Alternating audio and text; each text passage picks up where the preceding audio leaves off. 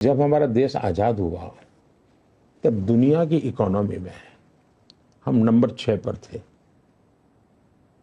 भारत का स्थान 6 पर था। हमारे इन महानुभावों ने सरकार ऐसी चलाई, सब बड़े बड़े महान विद्वान लोगों ने, कि हम 11 नंबर पर पहुंच गए। 10 साल में हमारे एक के बाद एक सुविचारित कदम, आज हम 11 नंबर से 5 नंबर पर आ गए। अब कुछ लोग कहते हैं अरे भाई ये तो नेचुरल होने वाला है, होने वाला है। अब 6 से 11 हुआ, वो क्या था भाई? अगर नेचुरल होना था तो 6 से 5 होना चाहिए था, 4 होना चाहिए था। 11 हुआ मतलब तुमने कुछ उल्टा किया। अब हम देखिए 2014 में कांग्रेस ने एक अनाउंसमेंट किया था। उन्होंने कहा था 2043 हम भारत को दुनिया की तीसरे नंबर की अर्थव्यवस्था बनाएंगे। ये उन्होंने 2043 कहा था। हमारी सरकार तीसरी पारी में तीसरे नंबर की इकोनॉमी बनाने का लक्ष्य करके चल रही है। मतलब कांग्रेस के हिसाब से 15 साल पहले मेरा, एक तो मैंने प्रीपोन कर दिया और कार्यक्रम, मतलब उसके लिए मुझे मेहनत लगती है। अगर कांग्रेस की स्पीड से चलते तो मुझे लगता है कि तीसरे नंबर की इकोनॉमी आते आते हो सकता है अर्नब का पोता शायद उसको पता समाचार मिलते कि हाँ तीसरे नंबर पहुंचे, ये हाल हो जाता। 2-2 3-3 पीढ़ी मिट जाती जी। और हम इतना, तो देश का नौजवान, उसको पुराना पता नहीं है, लेकिन देश के नौजवान को दुनिया का पता है। देश के नौजवान को अगर चीजें मिले तो मानता नहीं है, लेकिन वो एनालिसिस करता है। ये अच्छी निशानी है। और मैं मानता हूं कि देश के, अब जो इस बार फर्स्ट टाइम वोटर है, हाँ, वो 2014 के पहले तो 8 साल का, 10 साल का, 12 साल का था। उसको उस समय के अखबारों में क्या चलता था, भ्रष्टाचार की खबरें क्या होती थी, कानून व्यवस्था के बम ब्लास्ट हो रहे, हर जगह पे बोर्ड लगे रहे, लावारिस चीजों को हाथ पर लगाओ। एयरपोर्ट पर बोला जाता लावारिस चीजों को हाथ पर लगाओ, लावारिस। आज उसको कुछ ऐसा सुनने को मिलता नहीं। तो ये चीजें वो समझता है। और हमने भारत की ग्रोथ को एक प्रकार से 2-2 पीढ़ी एडवांस कर दिया है। मैंने 2-2 पीढ़ी मैंने एडवांस कर दिया है।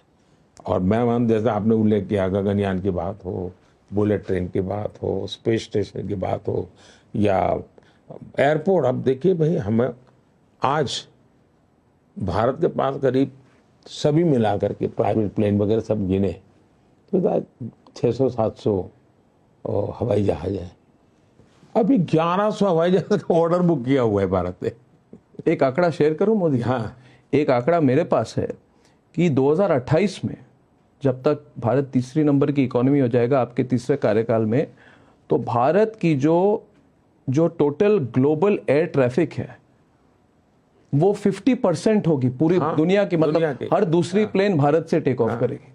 ये आपके कार्यकाल में। और इसलिए मेरे सामने चुनौती ये नहीं है, मेरे सामने चुनौती मैं कितनी तेजी से एयरपोर्ट बनाऊंगा। ये कहते हैं तो होता ही रहेगा।